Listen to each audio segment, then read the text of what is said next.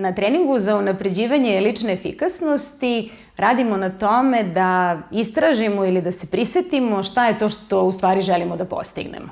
Mi živimo u dinamičnom vremenu kada smo izloženi mnogobrojnim informacijama, mnogobrojnim zadacima i često ne stižemo da razmišljamo dugoročno.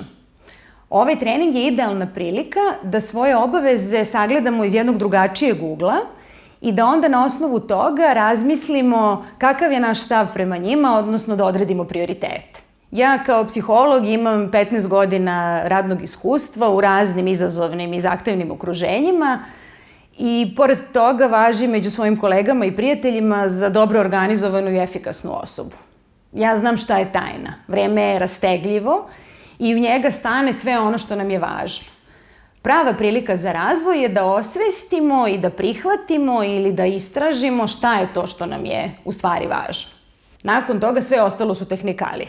Kako to važno da jasno definišemo, kako da odmerimo korake na tom putu, kako da sagledamo celokupnu složenost tog procesa, šta ćemo i kako ćemo sa kradljivcima vremena, uključujući i nas same. Cilj nam je da preuzmemo odgovornost za to kako ćemo da trošimo svoje vreme i da se što češće prisetimo da to stvarno jeste pitanje ličnog izbora. Nečije vreme je u suštini niz trenutaka koji čine život i pravi uspeh je biti zaista prisutan u što više takvih trenutaka. Ovde razmenjujemo vrlo konkretne, praktične savete i tehnike koje nam pomažu da budemo još uspešniji i efikasniji kako na poslu, tako i u privatnom životu.